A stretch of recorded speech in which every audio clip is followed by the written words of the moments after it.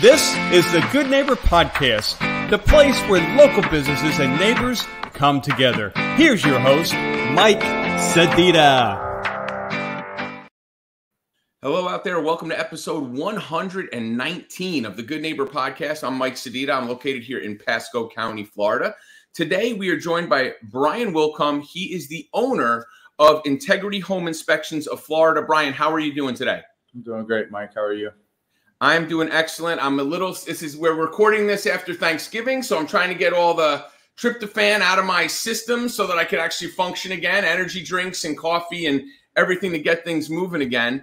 Oh, yeah. But everything's going great. And a little bit about the Good Neighbor Podcast, so you know what it is. You and I have met out in the real world and talked a little bit about it, but if you don't know what it specifically is and how we got started, back in 2020 during COVID, when everybody had to be socially distant, the Good Neighbor Podcast was born as a way for business owners like you, philanthropic groups, charities, to get their message out to the community. So consumers through end users and other business owners could hear what they had going on, how they got to where they're at, hear some successes and how they've gotten over some of the things they've gone through.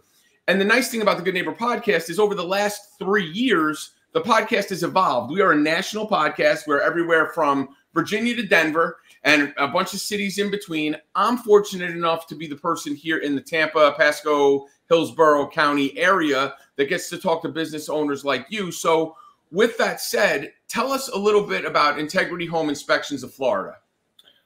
So obviously our company's name is Integrity Home Inspections of Florida. The of Florida is very important if you're looking for us specifically because there's a bunch of Integrity Home Inspections around here.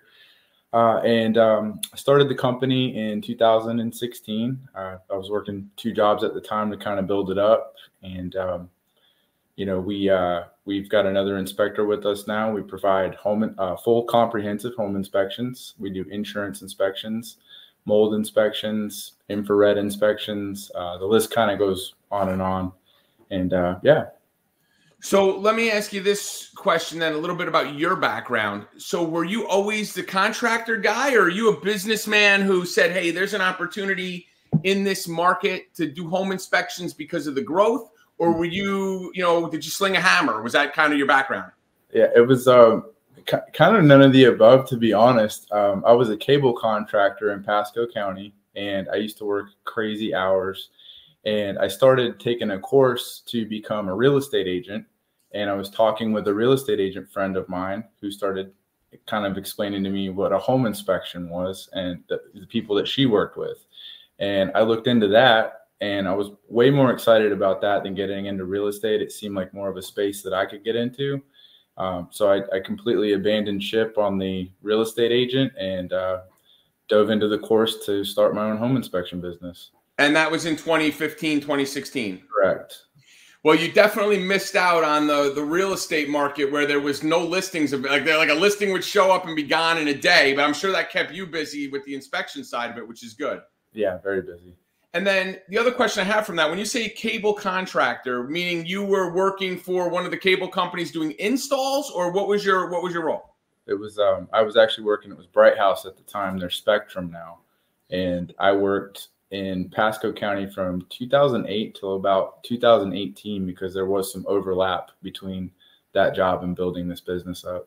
So yeah. Let me ask you, this is like the $1 million question here is there a dollar amount a homeowner could slip a cable installer to get all the free channels, or is that all control? Like I've seen the movie The Cable Guy. Is there a way to get free channels, or is that just strictly, is that like a fairy tale at this point? I don't think that's a thing anymore. Not a thing anymore. So there was no little side action throwing you 20 or 40 bucks to get like Skinamax or Cinemax or whatever is on there.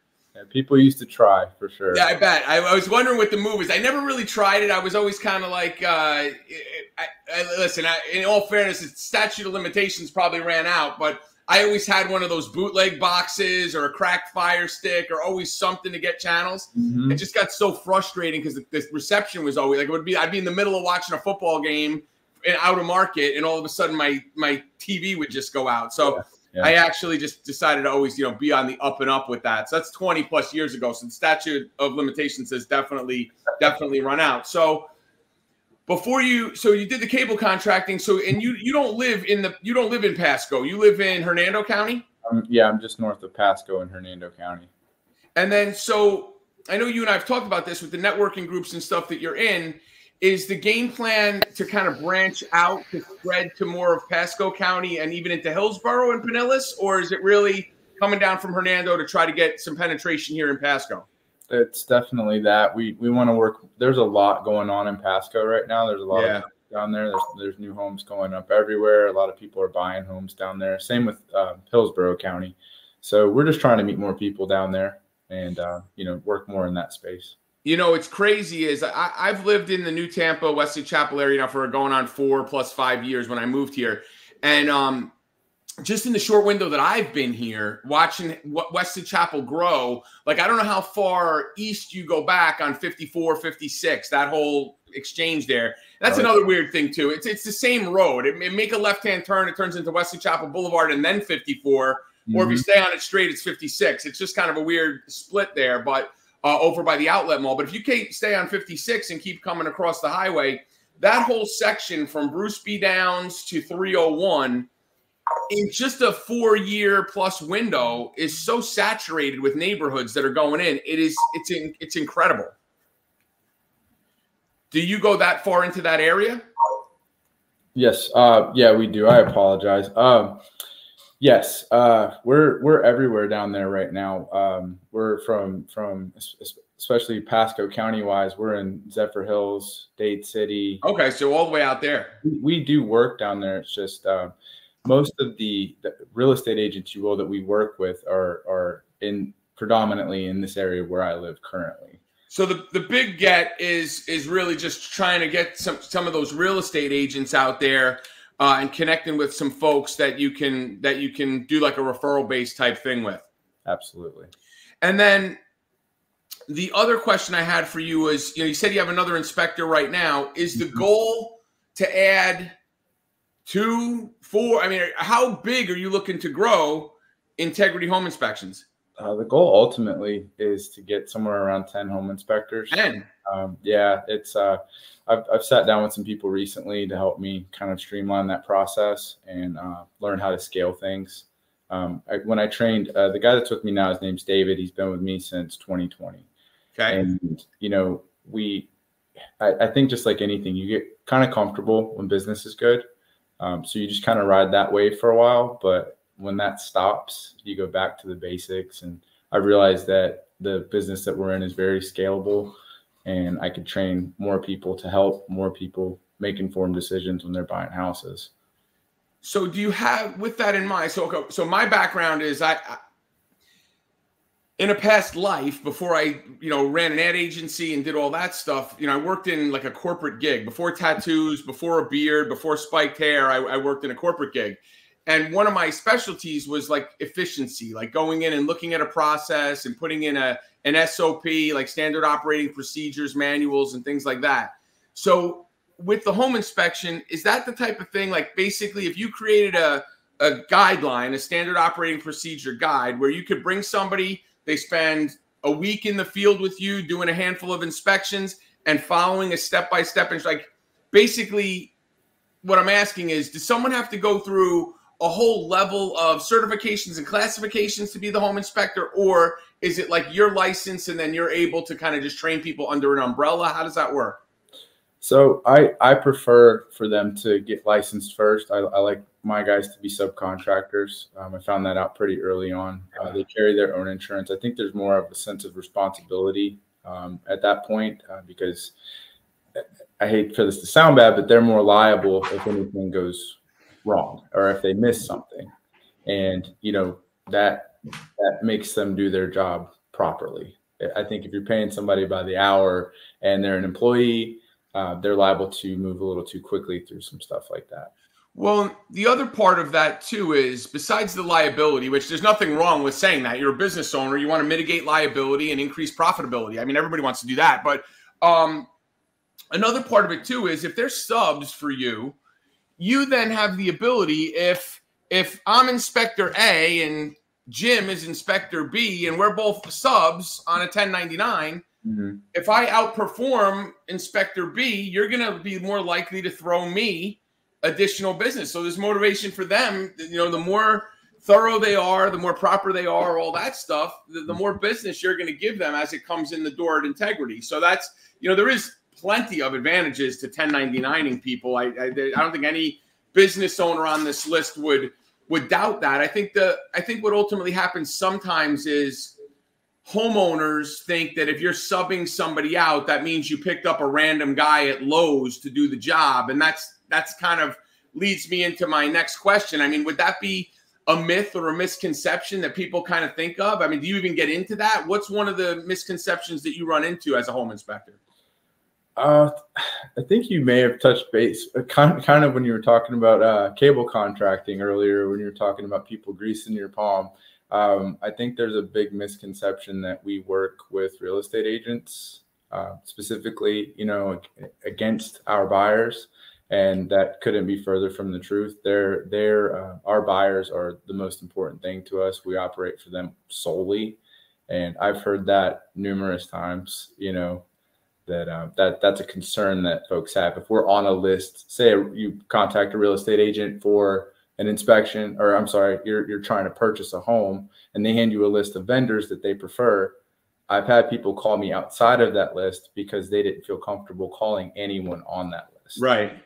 And I'm on some of those lists as well. You know what I mean? So, well, you know, it's funny you say that and bring that up, right? So like, I don't really get into specifics of networking and all this other stuff, but there are networking groups out there in the world that if you're a part of that group, you hold a specific seat and you're the only person that holds that seat. Okay. I'm being deliberately vague.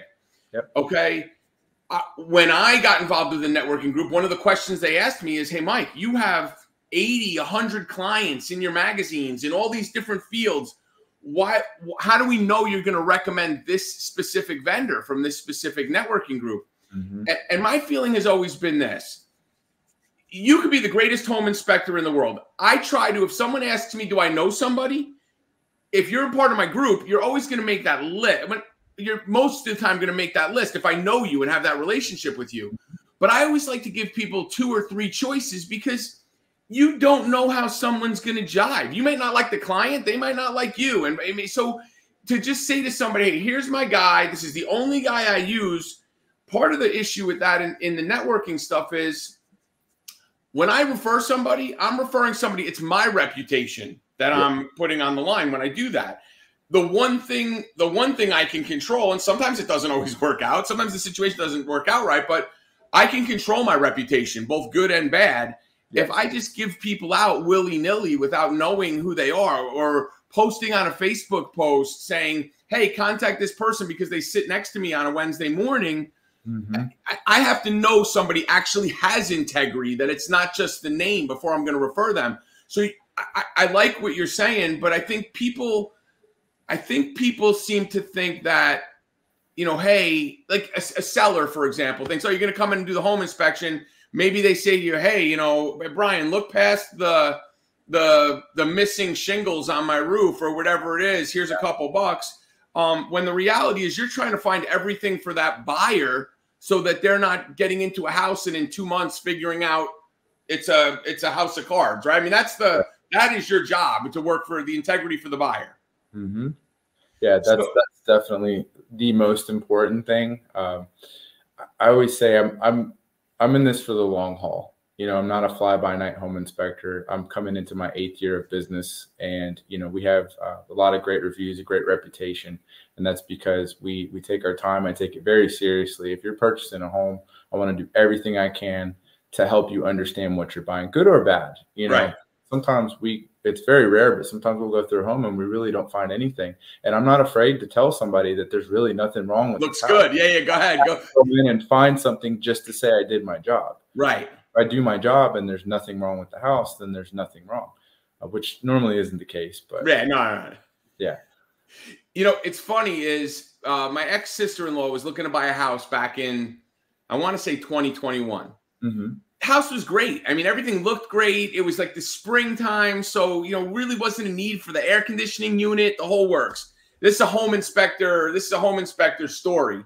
Mm-hmm. And they go through the home inspection. The home inspector comes in and says, hey, listen, the house is good. There's always those couple little things. There's a little bit of something here. This needs to be fixed here, a fixture there, blah, blah. But then comes back and says, but your air conditioning unit, it's dead. It's no good. It doesn't work. So the time in the market, she went back to the seller because you just said, sometimes it's good, sometimes it's bad. Even when it's bad, generally in a normal market, it's like, hey, the air conditioning doesn't work. It's going to be about an $8,000 unit. Let's split the difference, take $4,000 off the price. I mean, there's some negotiation that can go on. Negotiation, absolutely. Right. I mean, it's a negotiation point. Or can't fix it.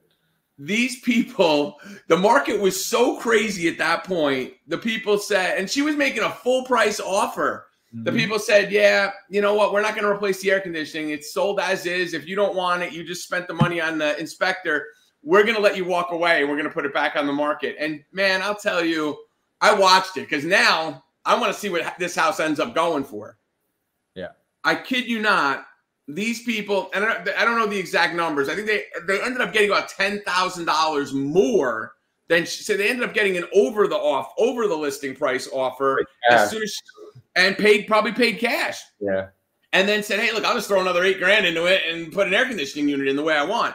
The market was so crazy at that point. But listen, that's a home inspector saving someone from making a mistake and buying a place that, that it's like a money pit. Like that Tom Hanks and Shelley Long movie, The Money Pit, is like the horror story. That's why you need a home inspector. That should be your commercial, is The Money Pit.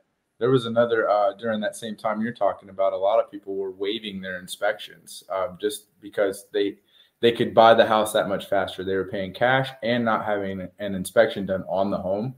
And I can't imagine how many people just bought into nightmares. It's funny is I lived in Atlanta for a long time. I lived in Atlanta during pre-Olympics in the early 90s, okay? And when the Olympics was coming, it was like the city went into a frenzy. It was like the real estate market's going to be so crazy. We're going to rent our homes out for $20,000 a week. I mean, delusions of grandeur going on in Atlanta in the early 90s. Mm-hmm.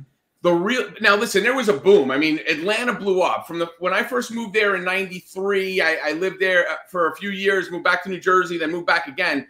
It went from kind of like the city and a little bit of the outskirts to then now it's like 40 miles in every direction. It's just booming. Yeah. Now there's still country there, but it's super traffic. But just watching what went on with that city, it's still not even close to what was going on here with the mass exodus from the Northeast and California, when people were just selling their homes that they had been in for 30 years in New York, selling it, taking all that cash, putting money down here, buying a house cash, and then having money in the bank. I mean, absolute total insanity, that market. I'd never seen anything like that. That's what people in Atlanta thought it was going to be in the mid-90s. It was this here in 2021, 22-ish. Yeah, if I go back, our system tracks all our metrics for the years and stuff. And right. It's crazy. 2021, 2022 was crazy.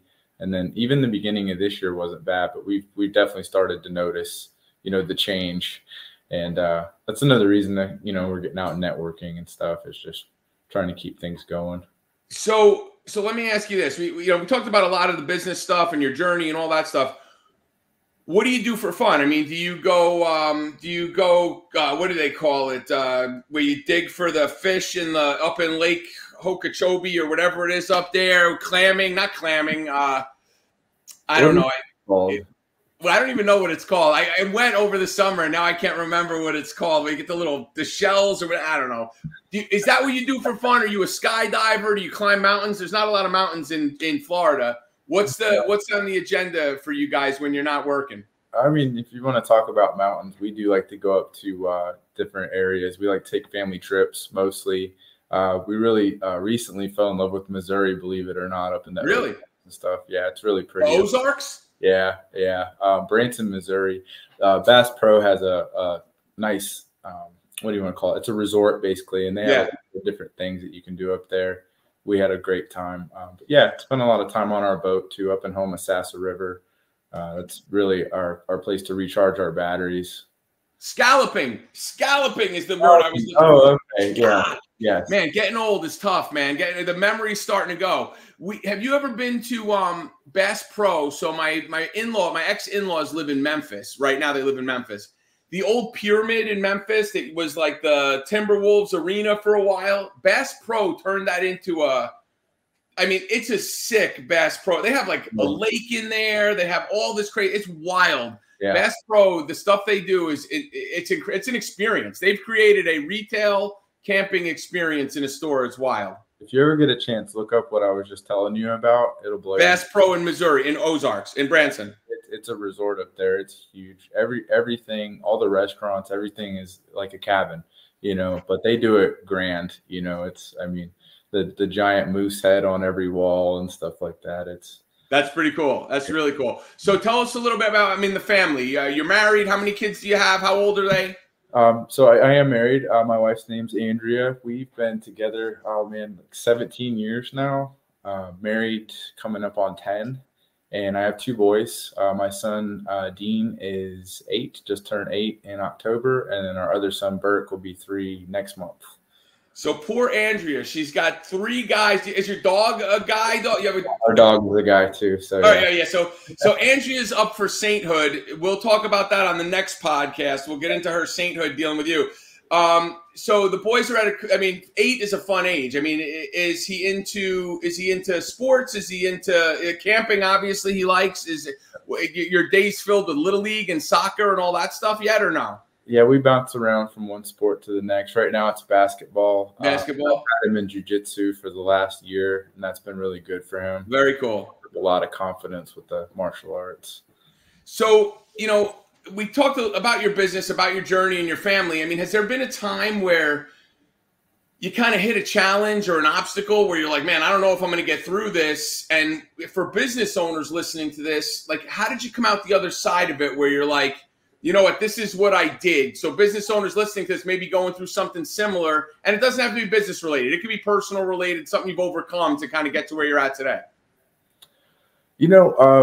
If I had to say anything, it would really be when I started the company, we were just riding this wave, and it took me a little bit to build the business up, but then there was a lot of business.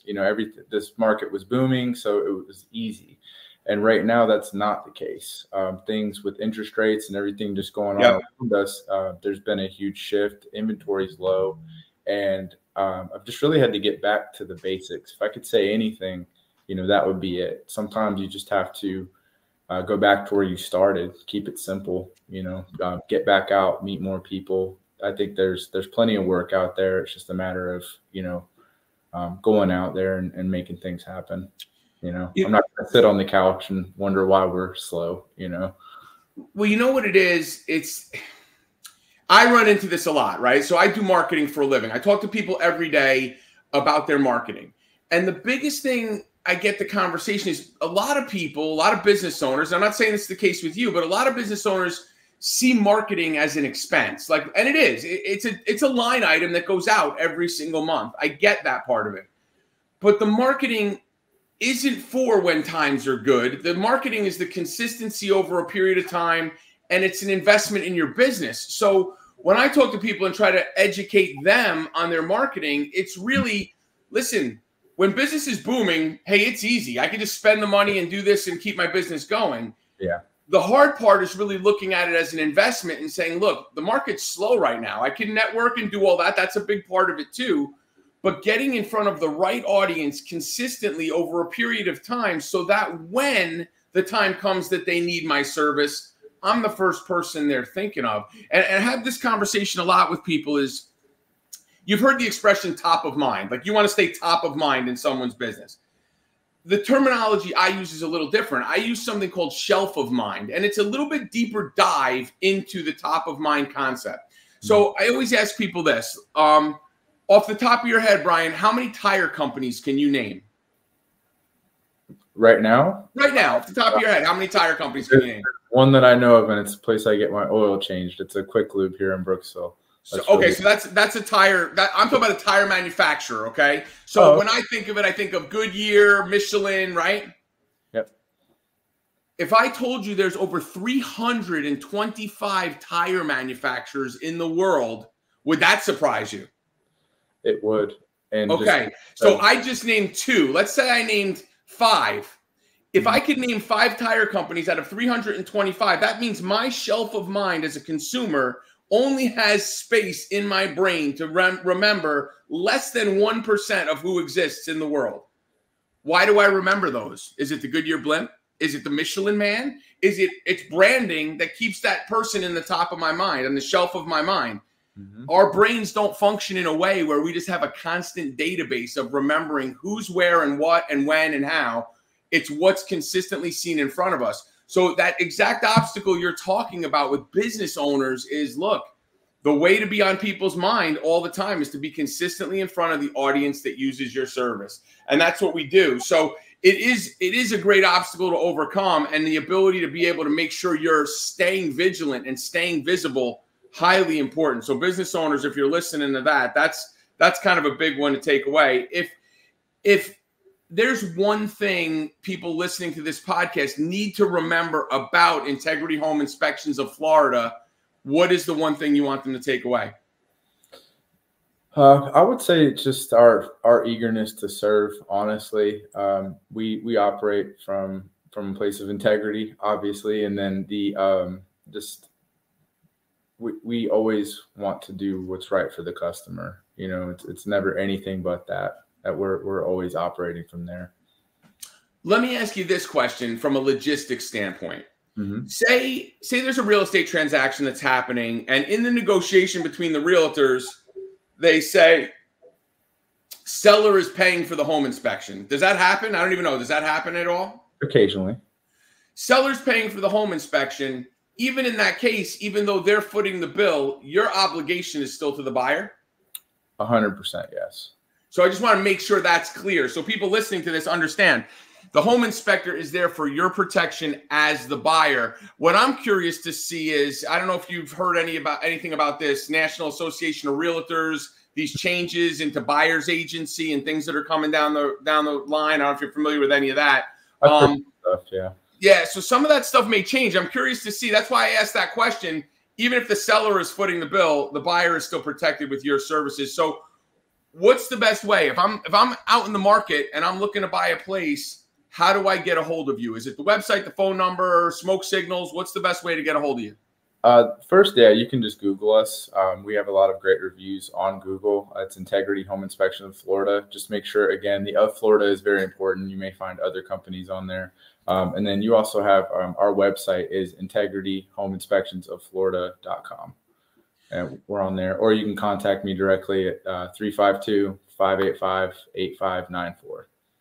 So, folks, if you're out there listening to this and, you're listening to Brian's story, he got into this business. He was going to be a real estate agent. Then he smartened up and said, hey, I don't want to do this. I don't want to drag buyers through the house. I just want to walk through the house on my own and find the stuff that's wrong with it. Integrity Home Inspections of Florida. Make sure the of Florida is in there. That's their URL. If you need to contact him directly, 352-585-8594. Brian Wilcom, Integrity Home Inspections of Florida. Thank you for being a good neighbor. Thank you for being on the Good Neighbor Podcast. You have a great day, my friend. Thank you. Thanks for listening to the Good Neighbor Podcast Passcode. To nominate your favorite local businesses to be featured on the show, go to gnppasco.com. That's gnppasco.com, or call 813-922-3610.